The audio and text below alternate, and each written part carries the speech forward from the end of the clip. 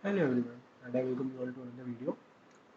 And from this video onwards, we are going to look at a new topic called sorting.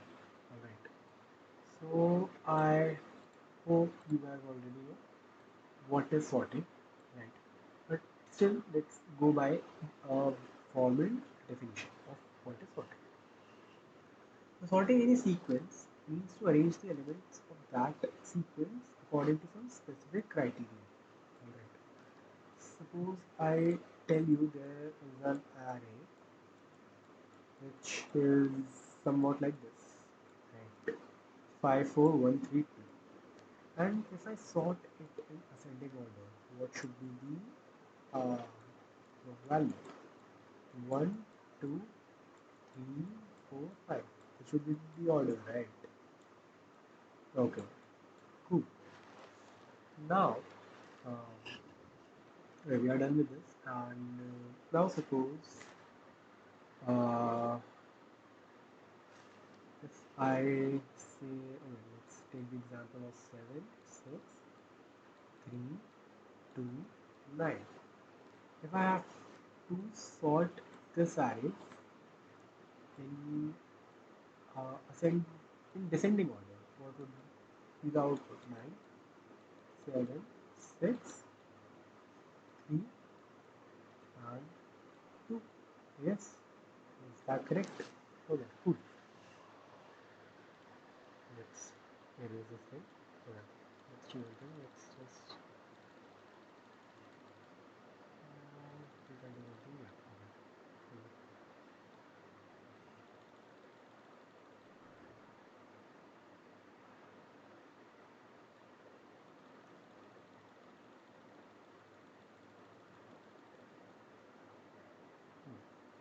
This side is perfect. Right. Okay. Now we know what is sorting, and it can also means like we have to sometimes sort an array or sort a vector or sort specific data structure in C++. Right. So sorting is very important in that case. Alright. Now there are like many types of sortings which are used in C++. Some are like bubble sort, right? Insertion sort, right? Ticked roughly. Alright. One is merge sort. Okay. There is split sort. Right. So these are the different types of sort which are used. So we'll study every sort one by one, and we'll study time complexity, and we'll study like which is the most efficient. Right. Now before we go into these things, I would like to tell you that there is an inbuilt sort. Inbuilt sort in C++ in the SQL template library. Alright. So we look at that first. Okay. Let's clear it a bit. Okay. I also give you the definition now. There's going to be a definition, also a formal definition, and just give you a brief idea like what sorting exactly means. Alright. Okay, cool. We can see. Okay. So sort. Suppose if we have to sort an array, the simple code for it is sort. Okay. We'll write array name, which is array, and the second parameter is going to be the last index, which will be array plus n. Okay. And similarly, if you have to sort a vector, let's say vector is vec, so we give the beginning address to be vec dot begin, and we'll give vec dot end, which will be the end. Okay. So these two are basically the sort ticks. Okay. Now let's do it on the code so you'll get a better idea. Alright. So first of all, we'll include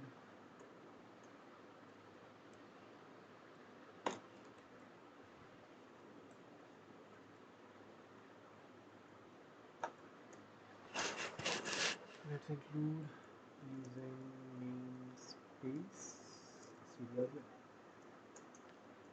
We have a main function. So I'll only talk about the arrays. You'll know how to do it on it. I told you it's same as how we do it on array. So let's have an array of suppose 1, 5, 8, 7, 9, 6, 4, 3, 2, 0. Okay, cool. I hope you know how to find the size of array. It is just int m equal to size of array name divided by size of the type which we are using. The first items, right? So that's how you'll find the size of array. Now I will simply write sort array comma array plus n. That's it. That's how we sort it. Now I will simply write cout. Let's say sorted array. We'll have for int array is equal to 0 and is the name as is close. We'll have cout array I. Okay, that's how we do, and then we'll return 0. Okay, let's try and run this code. Let's see what would be the output here. Okay, we'll say sorted array is 0, 1, 2, 3, 4, 5, 6, 7, 8, 9. Yeah, that's correct. Cool. Okay, so that's how we sort an array in ascending order. Now, if I have to sort our array in descending order, what will do? I'll simply write sort. We'll do same things again. Array plus n. But we'll also pass one more parameter which will be greater in. Okay. So this is nothing. It is just code. Alright.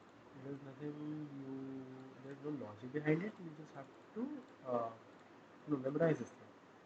That if we have to sort it in descending order, we have to add greater in the end.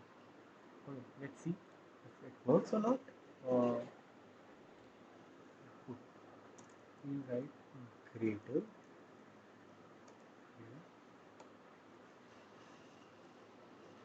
Okay. Now let's try to run this code. Let's see what is the output. Okay, you can see output is in descending order. That's what was needed. Okay. So we talked how we can have sort according to ascending order and how to sort in descending order. Right.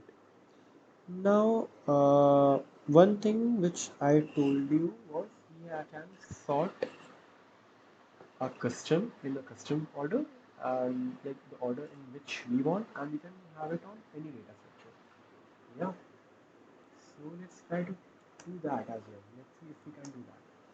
So let's make our own data structure called interval using struct, and we'll have two criteria, two variables, start and end.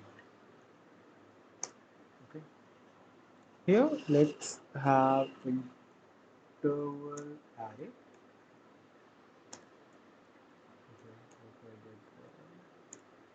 Okay, interval array is equal to, let's say, 618, and let's see 1 comma 9, let's say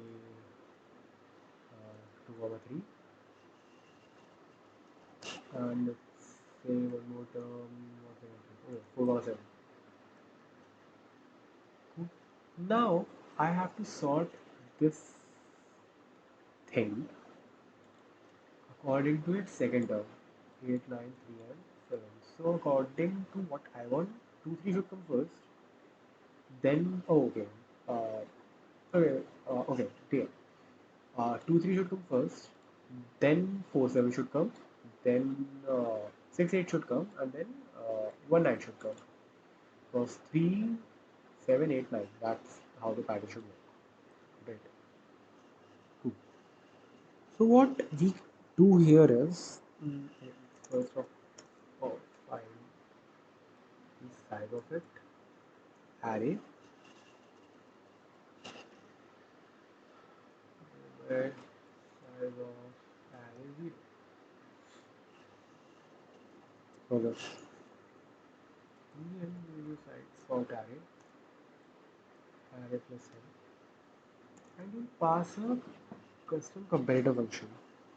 I'll say here it would be, for me, it would be my CMP. Okay. I'll talk what does this mean. Don't have to worry about it. I'll just write cout, let's say sorted. Okay. And we have for int I is equal to 0 or 1 n plus plus. Cout as, let's have this thing.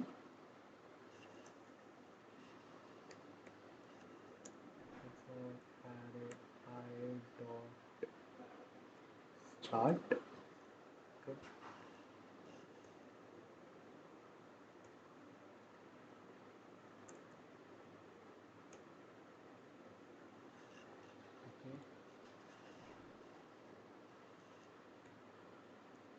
Array I dot end. Right. And let's have the colon bracket as well.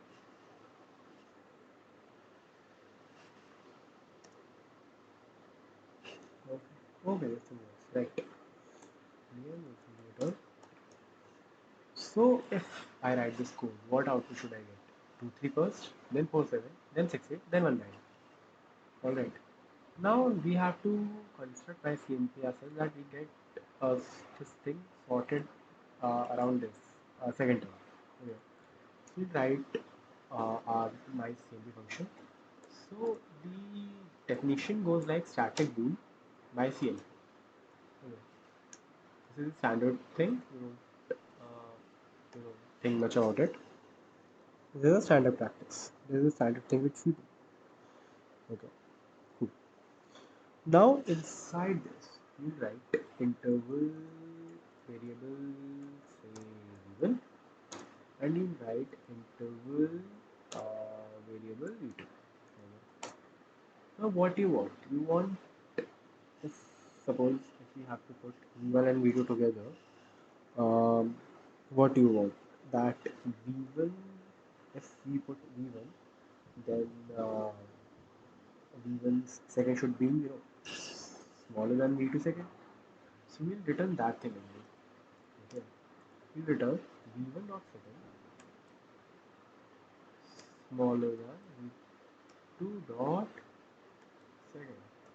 Right. Okay. Sorry, v1 dot end.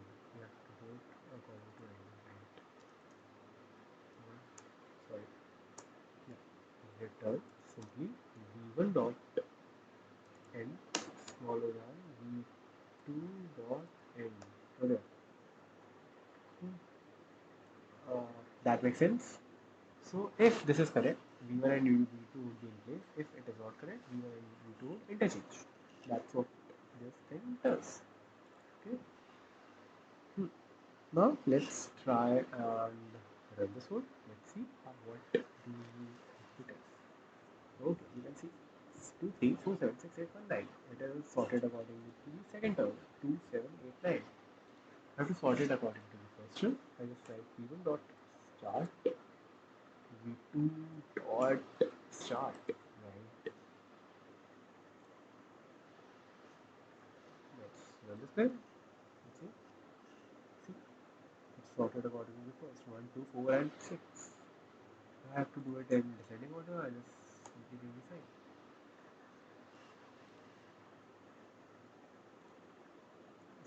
6, then 4, then 2, and then 1. Alright, cool.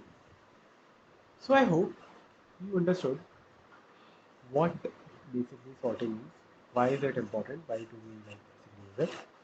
We also talked about different sorting algorithms such as linear sort, decision sort, and we'll see them one by one in the upcoming videos. This video we just learned how, like you learned that there is an inbuilt C++ SU function sort. It is used to sort arrays, vectors, and custom data types. Right, custom data structures. Sorry, yeah. And you don't have to what is it? Sort them according to one order, like only ascending, descending. You can sort them according to any order using a comparator function, your own comparator function. Like I mean by simply running anything. Right? And I told you how to create that as well. Like static bool, name, and I told you everything about it. Alright. So in the furthermore videos, we will be talking about different sorting algorithms that we are going to use, and then we look at some of the problems. Okay. So thank you for watching this video, and if you have any doubt regarding this video, you may ask it in the comment section. So thank you once again, and see you later.